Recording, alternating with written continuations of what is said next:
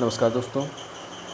आज की क्लास में हम लोग हिस्ट्री के क्विज सेशन को स्टार्ट करते हैं। जल्द ही हम हिस्ट्री को भी स्टार्ट करने वाले हैं।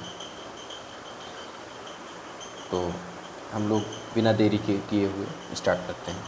तो ये आपका सेशन टीजीटी पीजीटी जिसने नेट जेआरएफ देना है हिस्ट्री से, उन सभी भाइयों को, और उसके बाद जैसे जितने भी कंपटीशन के एग्ज़ाम हैं जिसमें हिस्ट्री पोर्शन आता है तो उनके लिए बहुत महत्वपूर्ण यह सेशन रहेगा।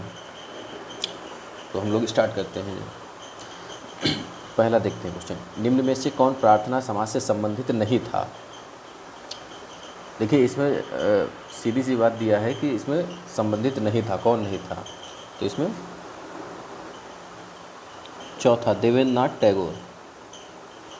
देवेंद्रनाथ टैगोर सम्मिलित नहीं थे। अब उसके बाद इसमें दूसरा क्वेश्चन है, किसने उदारवादी नेताओं की नीति को राजनीतिक भिक्षावृत्ति की संज्ञा दी।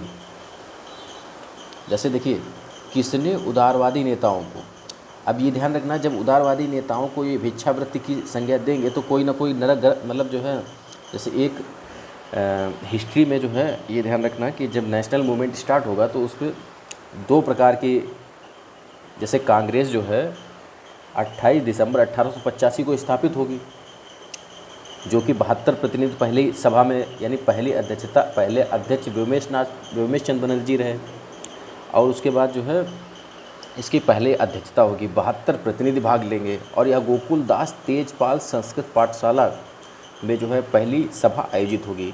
फिर धीरे धीरे इसी में नरम दल और गरम दल में यानी उदारवादी और राष्ट्रवादी, यानी इसमें दो विचारधाराएं उत्पन्न हो जाएगी, नरम दल और गरम दल। जो उदारवादी कहेंगे नरम दल वालों को, गरम दल वालों को क्रांतिकारी या राष्ट्रवादी या जो भी आप कह सकते हैं या सबसे अच्छा है कि आप गरम दल ही कहिए। तो राजनीतिक भिक्षावृत्ति की संज्ञा दी है, तो राजनीतिक भिक्षावृत्ति की संज्ञा कौन देगा? गरम दल वाले देंगे। तो उसमें किसने दी होगी? तो आप अनुमान लग गया होगा, गरम दल के नेता लाल बाल पाल हैं, लेकिन इसमें बाल गंगाधर तिलक दी है ये। ठीक है। तो अब तीसरा देखते हैं क्वेश्चन, भारत का प्रथम वायसराय कौन था? भारत का प्रथम वायसराय कौन था? देखिए, भारत का प्रथम वायसराय लॉर्ड कैनिंग था। अब कैनिंग के बारे में हम आपको बताते हैं कि जैसे इससे क्वेश्चन क्या उठता है। सबसे पहले तो भारत का गवर्नर जनरल पूछा जाता है, फिर उसके बाद पहले तो पूछा जाता है भारत का गवर्नर, फिर उसके बाद भारत का गवर्नर जनरल पूछा जाता है, फिर भारत का प्रथम गवर्नर जनरल पूछा जाता है, फिर उसके बाद भारत का प्रथम वायसराय पूछा जाता है, और फिर स्वतंत्र भारत का प्रथम गवर्नर जनरल पूछा जाता है। एक क्वेश्चन पूछा जाता है, अंतिम गवर्नर जनरल पूछा जाता है। तो ये सब इतने क्वेश्चन पूछे जाते हैं। तो उसमें जैसे हम आपको बता दें कि 1800 लॉर्ड कैनिंग कब आया था? जब 1858 का अधिनियम आया था, यानी 1857 की क्रांति के समय भारत का गवर्नर जनरल कौन था? लॉर्ड कैनिंग था। तो ये ध्यान रखना है आपको, 1858 में यह प्रावधान कर दिया गया। यह ब्रिटिश के द्वारा एक अधिनियम आया, ठीक है, चार्टर आया, जिसके माध्यम से यह पता चला कि भारत में अब गवर्नर जनरल नहीं वायसराय रहेगा। ठीक है। और उसी टाइम भारत सचिव की भी अवधारणा आई है, तो ये ध्यान रखना है आपको। तो लॉर्ड कैनिंग तीसरे का आपको पता चला, लॉर्ड कैनिंग। फिर उसके बाद हम लोग देखते हैं चौथा क्वेश्चन, दक्षिण भारत की वृहद पाषाण समाधियाँ संबंधित हैं, किससे संबंधित हैं? पूर्व पाषाण काल से, नव पाषाण काल से, ताम्र पाषाण काल से, लौह काल से। तो आप लोगों को बताना है। देखिए, लौह काल से संबंधित है, लौह काल। तो दोस्तों, लौह काल से संबंधित है। थोड़ा लौह काल के बारे में बता देते हैं। भारत में ताम्र पाषाण काल के समाप्त होते होते क्या हुआ था? ग्रामीण बस्तियां बस चुकी थी, लेकिन भौतिक संस्कृति में लोहे के साथ, यानी जो भौतिक संस्कृति में जो परिवर्तन हुआ है वो किसके साथ हुआ? लोहे के साथ हुआ है। अगर देखा जाए विश्व के संदर्भ में लौह युग लगभग 1300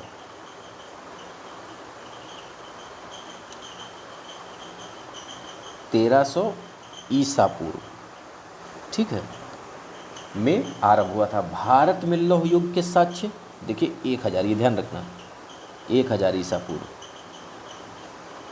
यानी before Christ, BC, Isa Masih के जन्म के पहले यानी ईसा पूर्व, ठीक है, के आसपास एटा जिले के अतरंजी खेड़ा से प्राप्त हुआ था। ये ध्यान रखना, एटा जिले के अतरंजी खेड़ा। हाल ही में सोनभद्र जिला, यह आपको पता होगा, सोनभद्र जिला यूपी में पड़ता है।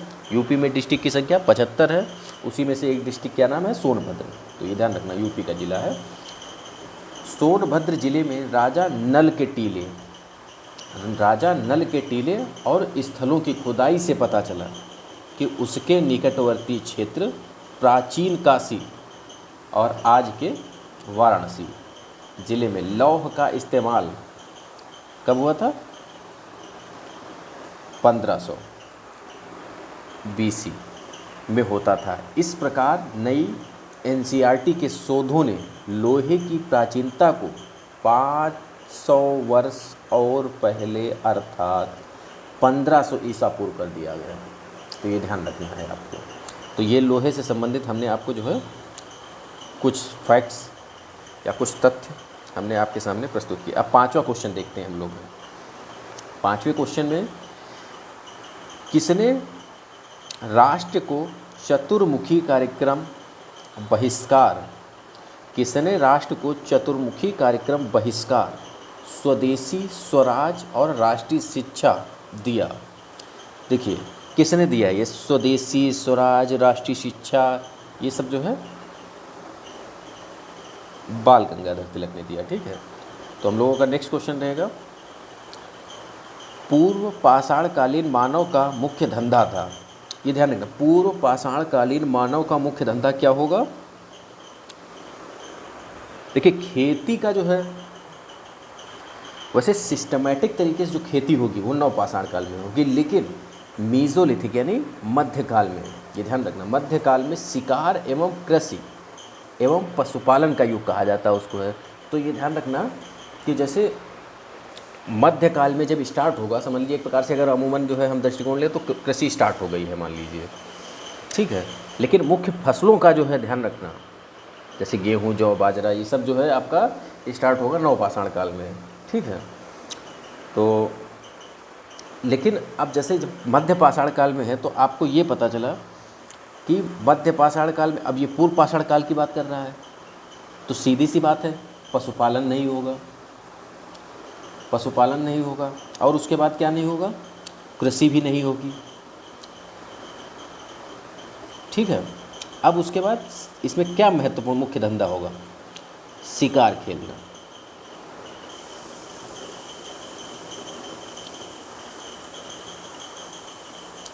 अब उसके बाद 7वां क्वेश्चन देखते हैं, किसके वायसराय काल में भारत की राजधानी कलकत्ता से दिल्ली स्थानांतरित हुई थी? बहुत इंपॉर्टेंट क्वेश्चन है, ये ध्यान रखना है आपको।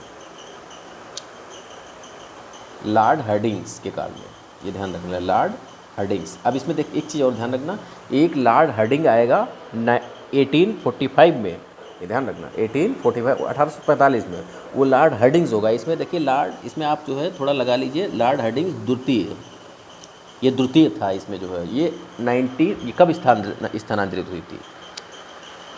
जब जॉर्ज पंचम एवं रानी मेरी, मतलब मेरी क्वीन थी, ठीक है, तो उनका नाम था मेरी। और उसके बाद जो है जब यह दोनों आएंगे 1911 यानी 1911 में जब यह आएंगे तो फिर यह घोषणा करेंगे और 1912 में स्थानांतरित हो जाएगी, ठीक है, कलकत्ता से दिल्ली। ये ध्यान रखना आपको, बहुत इंपॉर्टेंट तथ्य है। फिर उसके बाद हरिजन सेवक संघ का संस्थापक अध्यक्ष कौन था? हरिजन सेवक संघ का संस्थापक और अध्यक्ष कौन था बताना है आपको। घनश्याम दास बिड़ला, घनश्याम दास बिड़ला। फिर उसके बाद 9वां देखिए, 9वें क्वेश्चन में है, निम्न में से कौन मोतीलाल नेहरू समिति का सदस्य नहीं था? तो इसमें देखिए सुभाष चंद्र बोस ये भी थे, जी आर प्रधान ये भी थे, सर अली इमाम ये भी थे। अब अरविंद घोष जो थे वो नहीं थे इसके सदस्य। फिर उसके बाद 10वां क्वेश्चन देखते हैं, निम्नलिखित वक्तव्यों पर विचार कीजिए तथा नीचे दिए गए कूट से सही उत्तर का चयन कीजिए। अब देखिए इसमें क्या है सही क्या गलत है।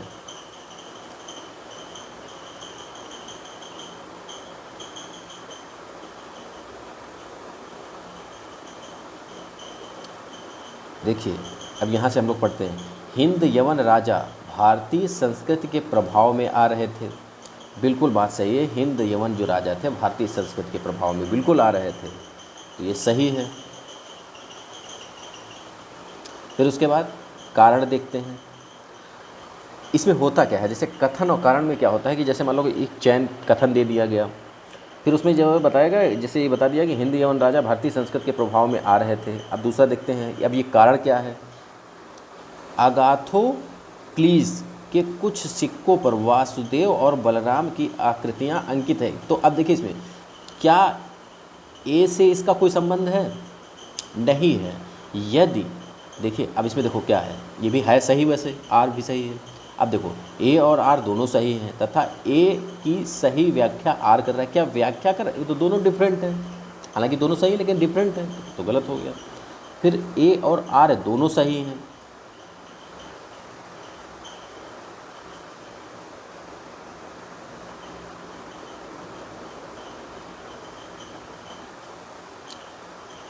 एक बार क्वेश्चन को और दोबारा पढ़ते हैं कि हिंद यवन राजा भारतीय संस्कृति के प्रभाव में आ रहे थे, बिल्कुल सही बात है। फिर अगाथोक्लीज के कुछ सिक्कों पर वासुदेव, ये इम्पॉर्टेंट है यहाँ पर, वासुदेव उसी के समय का, हिंद यवन समय का है, तो यानी इसी से रिलेटेड है। यानी यहाँ पर जो कथन आपका सही होगा वो ये वाला सही होगा, यही सही होगा। लेकिन हम बता देते हैं दोस्तों कि अगर जैसे मान लीजिए यहाँ पर क्या है, ए और आर दोनों सही हैं तथा ए की सही व्याख्या क्या है, आर है, बिल्कुल सही बात है। फिर उसके बाद लेकिन ए और आर दोनों सही हैं किंतु ए की सही व्याख्या आर नहीं है। यदि व्याख्या सही नहीं होती तो क्या होता, तो बी ऑप्शन सही हो जाता, और बाकी तो आपको पता ही है। अब देखिए पाशुपंथ संप्रदाय का संस्थापक कौन था, ये बहुत इंपॉर्टेंट क्वेश्चन है। पाशुपंथ, देखिए लकुलीस, ये इंपॉर्टेंट क्वेश्चन है। पाशुपंथ संप्रदाय का संस्थापक कौन है। देखिए 12वां क्वेश्चन देखते हैं, निम्न विद्वानों में से किसने तिब्बत में बौद्ध धर्म के वज्रयान संप्रदाय की स्थापना की। वज्रयान संप्रदाय की स्थापना कहाँ, तिब्बत में बौद्ध धर्म के वज्रयान। तो ये ध्यान रखना है, बहुत इंपॉर्टेंट क्वेश्चन है वैसे। तो बताइए इसमें क्या हो सकता है। इसमें शांत रक्षित ये हो सकता है, पद्म, संभव, धर्मरक्ष, कुमार जीव है ये इसमें आंसर। निम्न वक्तव्यों पर विचार कीजिए तथा नीचे दिए गए कूट से सही उत्तर का चयन कीजिए। देखिए इसमें सही उत्तर क्या हो सकता है, फिर वही कूट अब कथन कारक वाला है।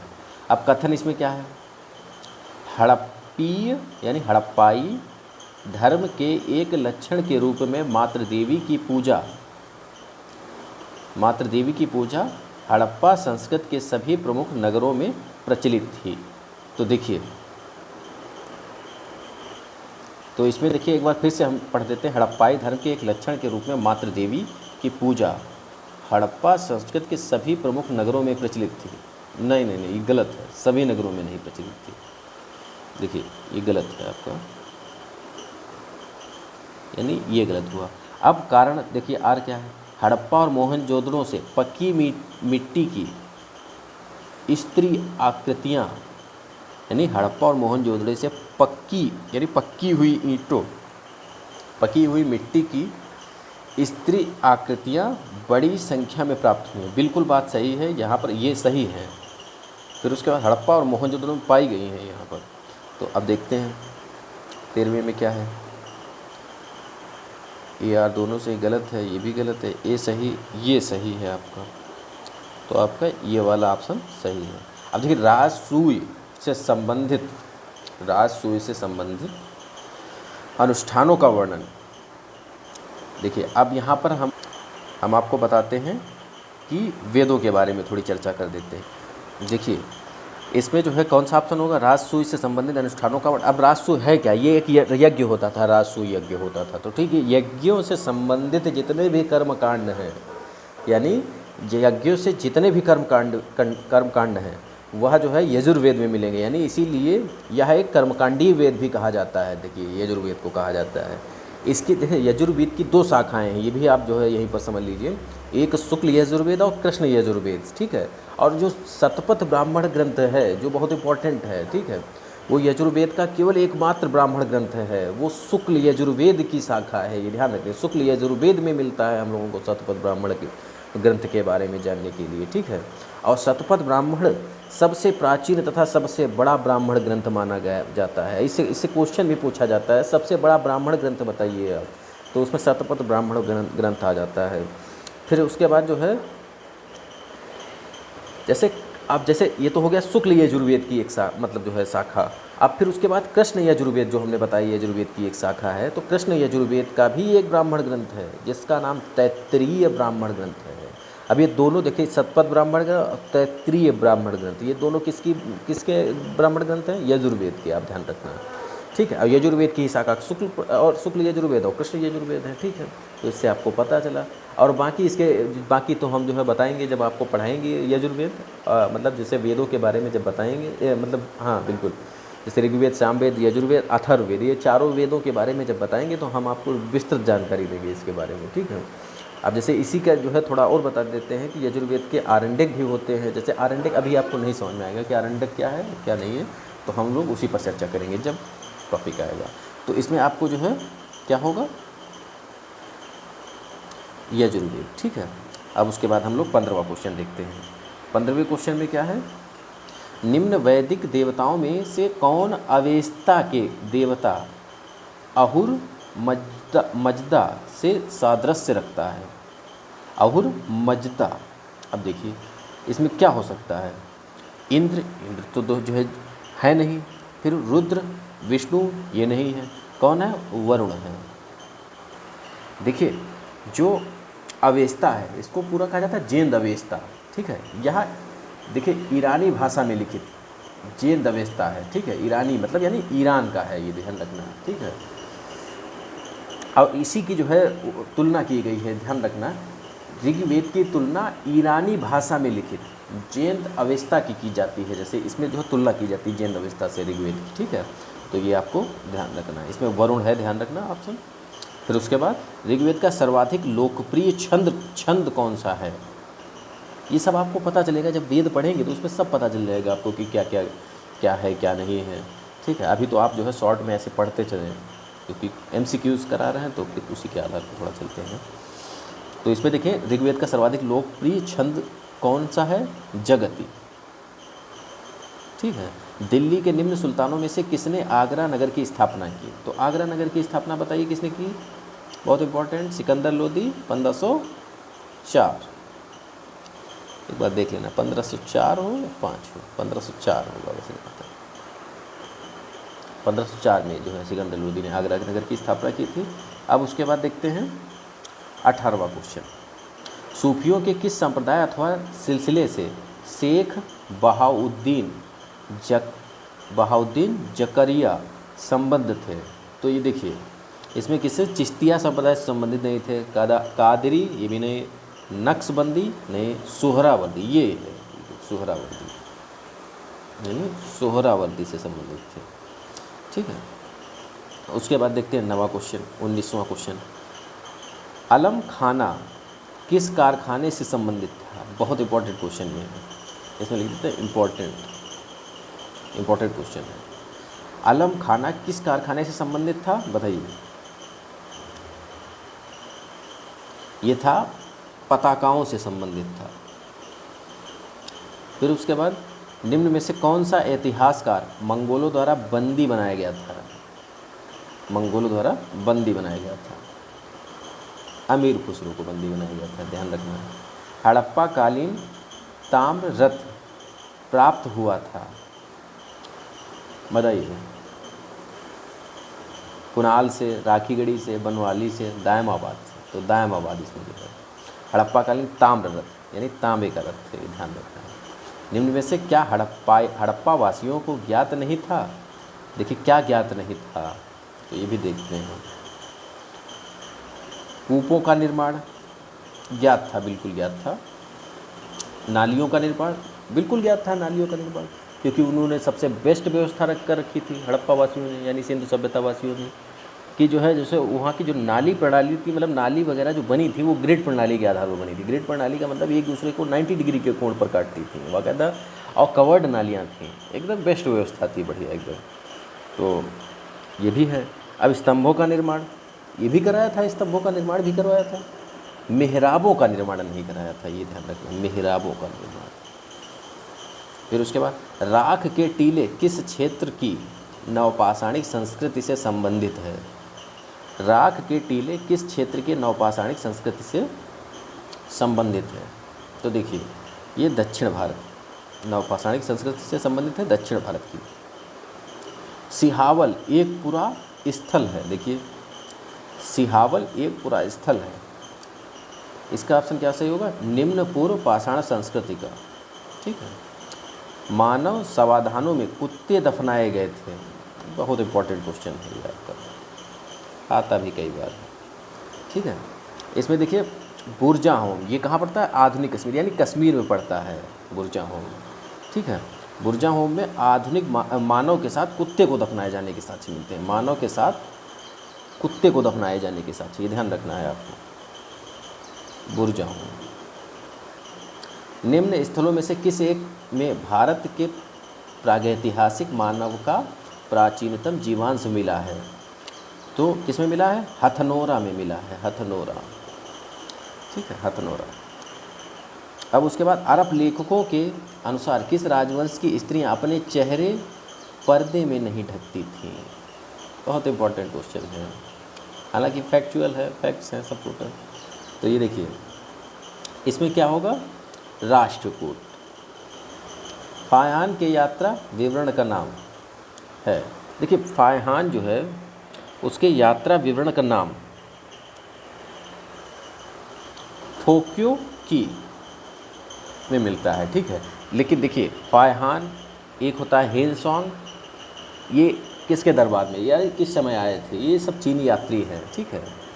तो यह कब आए थे? देखिए फायहान जो आएगा वो चंद्रगुप्त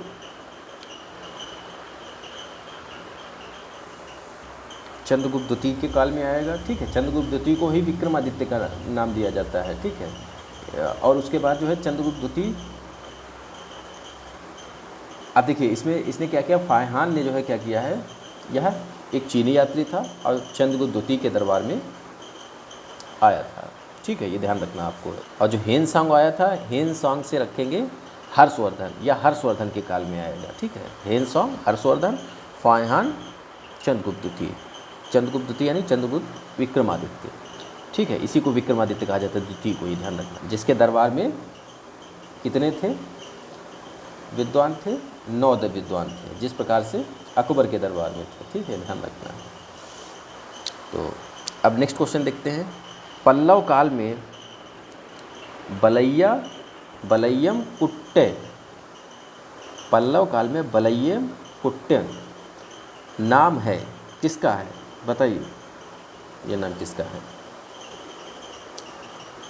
एक तालाब या पोखरे का, ध्यान रखना है, एक तालाब और या पोखरे का। तीसरा क्वेश्चन देखते हैं। 1202 ईस्वी में नालंदा विश्वविद्यालय को किसने नष्ट किया था? ये तो आपको पता होना चाहिए कि नालंदा विश्वविद्यालय को, बहुत आता भी क्वेश्चन है वैसे। देखिए इसमें पूरा नाम दिया है, इख्तियारुद्दीन बिन बख्तियार खिलजी, ठीक है। फिर उसके बाद 31वां क्वेश्चन देखते हैं। निम्न मंदिरों में से कौन एक उच्च शिक्षा का प्रसिद्ध केंद्र है? उच्च शिक्षा का, बताइए, उच्च शिक्षा का। देवगढ़ का दशावतार मंदिर? नहीं। इसमें जो है सलोतगी का त्रयी पुरुष मंदिर, यह है इसमें जो है सही है इसका। अब 32वां को, उड़ीसा के निम्नलिखित मंदिरों में से किसका शिखर द्रविड़ शैली का है? बताइए द्रविड़ शैली। ये शैलियाँ भी आपको पढ़ाएंगे, द्रविड़ शैली, वेसर शैली, नागर शैली, ये सभी आपको बताएंगे। ये इसमें वेताल देउल, ठीक है, वेताल देउल। अब 33 में देखेंगे, निम्न में से किस स्थान पर एक चैत्यगृह का निर्माण अधिकांशतः यवनों के दान से हुआ था, ठीक है, तो ये बताइए। इसमें ऑप्शन है काले,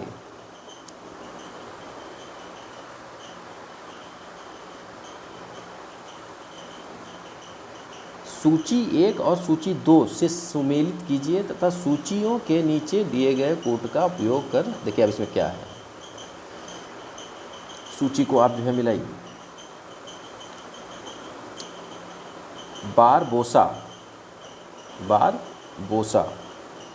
बारबोसा जो है ये किससे संबंधित है? देखिए बारबोसा जो संबंधित है वो आपका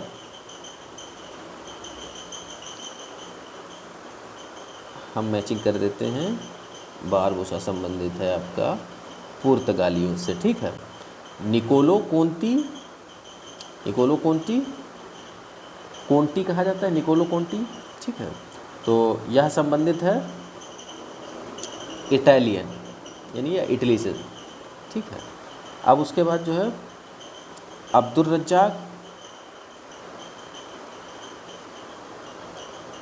अब्दुल रज्जाक जो नाम है वह नाम किससे संबंधित है? ये सब बारबोसा, निकोलो कोंटी, ये सब जो है समझ लीजिए एक प्रकार से ये व्यक्ति कहाँ से संबंधित है, ठीक है। तो अब्दुल रज्जाक जो है आपको बताना है कहाँ से संबंधित है, ईरान से। अब्दुल रज्जाक नाम से ही लग रहा है। निकितिन यह रूसी, तो यह आपका सही, यह सही सिक्वल किस में है? सी में, ये देखिए सी वाला। कुल के 18 शासकों में कम से कम 1/3 महिलाएं थीं, यह कथन किस पर लागू होता है? बड़ा कठिन क्वेश्चन है लेकिन पूछ भी सकता है यह। भौमकर, ठीक है। फिर उसके बाद 36वां का देखते हैं, निम्न शासकों में से किसको वर्ण व्यवस्था का रक्षक कहा गया है? बताइए वर्ण व्यवस्था का रक्षक। गौतमीपुत्र सातकर्णी। चंद्रगुप्त मौर्य के समय पाटलिपुत्र का नगर प्रशासन एक समिति द्वारा संचालित था जिसके सदस्यों की संख्या थी, देखिए इसमें 30 संख्या थी सदस्यों की। 38वां क्वेश्चन देखते हैं, इम्पोर्टेंट। बिंदुसार के दरबार में सीरिया के शासक एंटियोकस प्रथम के राजदूत के रूप में मेगास्थनीज के स्थान पर कौन आया? डायमेकस आया था। ये इम्पोर्टेंट क्वेश्चन है आपका, ठीक है। निम्न में से किस राजकुल के राजा अपने मात्र नामों से लक्षित होते थे? बताइए। सातवाहन। निम्न सूफियों में से कौन मुजुद्दी अथवा सुधारक के रूप में जाना जाता है? बताइए। शेख अहमद सरहिंदी। 41 शक छत्रप सातवाहन काल में स्वर्ण रजत सिक्कों का अनुपात था? बताइए। 1:35 का जो अनुपात था। देवानाम प्रिय की उपाधि धारण की थी, ये तो आप लोगों को पता होगा, देवानाम प्रियदर्शी चाहता है, ठीक है। तो ये जो है वक्तव्य है किसका है? अशोक का है। देवानाम प्रिय,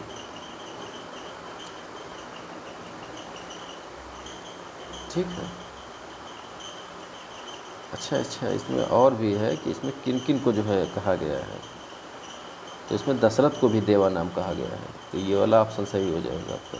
भास्कराचार्य की कृति लीलावती का फारसी में अनुवाद किया था? लीलावती इम्पोर्टेंट है। लीलावती का फारसी में अनुवाद किया था, किसने किया था? फैजी ने किया था। इतिहासकार अब्दुल फजल की हत्या की थी, किसने की थी? वीर सिंह देव बुंदेला ने। किस मुगल शासक की संतानों का जन्म शाही हरम के बजाय सूफी संत की खानकाह में हुआ था? बहुत इंपॉर्टेंट क्वेश्चन है आपका ये। किसके लड़के का नाम सलीम था? सलीम चिश्ती की दरगाह पे गए थे अकबर। ठीक है, 46वां क्वेश्चन देखते हैं।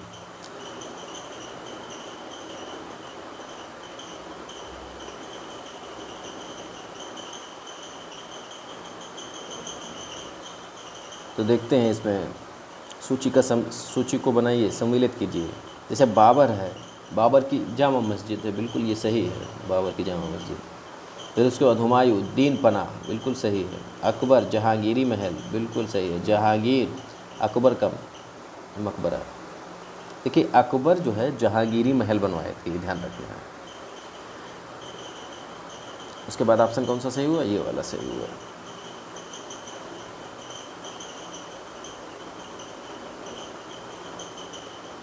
उड़ीसा के गजपति वंश का संस्थापक कौन था? बताइए, गजपति वंश का संस्थापक। कपिलेंद्र गजपति वंश का संस्थापक था।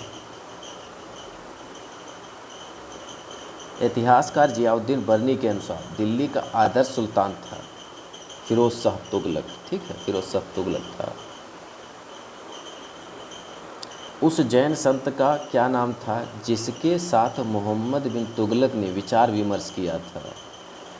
जिनसेन।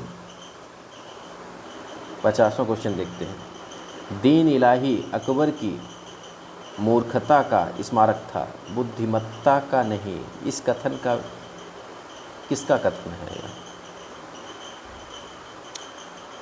तो बताइए ये किसका कथन है? यह स्मिथ का कथन है। ठीक है, निम्न चित्रकारों में से किसने आत्महत्या की थी? ये इंपॉर्टेंट क्वेश्चन है। किसने आत्महत्या की थी चित्रकारों में से? बताइए। दसवंत। जौनपुर राज्य का अंतिम शासक कौन था? जौनपुर राज्य का, बताइए जौनपुर राज्य का। हुसैन शाह। चोल राजवंश के निम्न शासकों में से किसने सर्वप्रथम दक्षिण पूर्व एशिया के विरुद्ध नौसैनिक अभियान चलाया था?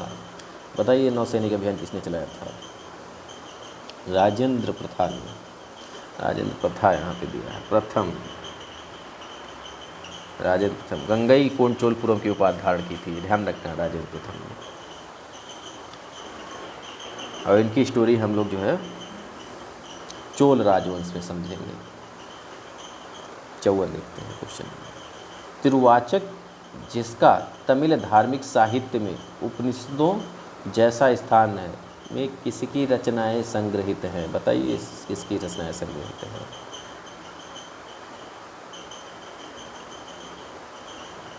मणिक्कम वाचकर।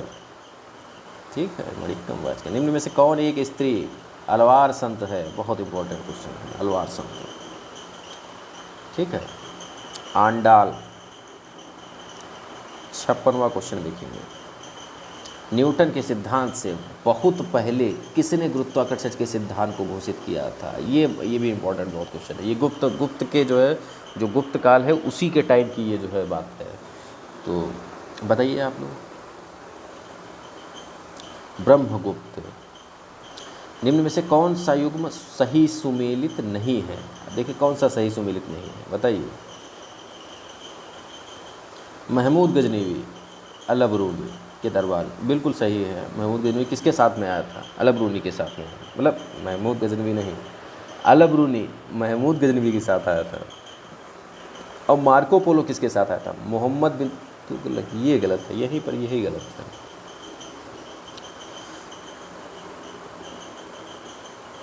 ठीक है, और देवराय सेकंड के अब्दुल रज्जाक और जहांगीर टॉमस, बिल्कुल सही है ये सब। बाकी अब उसके बाद क्वेश्चन नंबर देखते हैं 58। दिल्ली के किस सुल्तान ने सर्वप्रथम मुस्लिम स्त्रियों को दिल्ली के बाहर स्थित मज़ारों पर जाने पर प्रतिबंध लगा दिया था? बताइए। फिरोज़ तुगलक ने। ठीक है, फिरोज़ तुगलक ने लगा दिया था। फिर 59वां देखते हैं क्वेश्चन। दीवान मुफ्त खराज की स्थापना किसने की थी? ये भी इंपॉर्टेंट क्वेश्चन है, दीवान मुक्त खराज की स्थापना किसने की थी? ठीक है, अलाउद्दीन खिलजी ने की थी, अलाउद्दीन खिलजी। अब ये क्या है, ये हम लोग सब जो है समझेंगे जब हम लोग वंश बाय वंश जो है डायनेस्टी जब पढ़ेंगे तब उनके बारे में होगा। और जब डायनेस्टी पढ़ेंगे तो उसमें सामाजिक व्यवस्था, राजनीतिक व्यवस्था, यह सभी व्यवस्थाओं को हम लोग जो है चर्चा करेंगे। उनका कल्चर कैसा था, पॉलिटी कैसी थी, इकोनॉमी उनकी कैसी थी, ठीक है। तो इन सब बातों पर चर्चा करेंगे। हनूज दिल्ली दूरस्थ, बहुत इंपॉर्टेंट क्वेश्चन, हनूज दिल्ली दूरस्थ कथन आप किस सूफी संत से संबंध करते हैं? देखिए बताइए, हनूज दिल्ली दूरस्थ बताइए। निज़ामुद्दीन औलिया, आप एक दरवाजे से आएंगे तो हम दूसरे से निकल जाएंगे, आएंगे। तो यह अपनी कुटिया में रहते थे। तो इनके बारे में भी चलो हम बाद में ही डिस्कस करते हैं, क्योंकि यह सूफ़ी संत जब हम आपको पढ़ाएंगे पूरा, तो सूफ़ी संत में हम लोग डिस्कस करेंगे इनके बारे में, जो है इनकी भी स्टोरी बहुत रोचक है। तो दोस्तों आज का सेशन यहीं पर समाप्त होता है। जय हिंद, बाय बाय।